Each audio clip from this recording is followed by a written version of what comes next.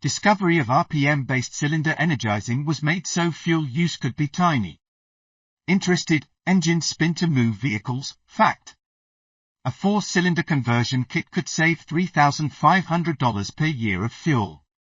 The discovery of engines that switch from dedicated to occasional operation of cylinders reduces fuel usage. There is no back pressure because valves are open. A cylinder is activated sometimes by the computer to keep RPM above a standard minimum level. That keeps vehicles moving at a steady speed.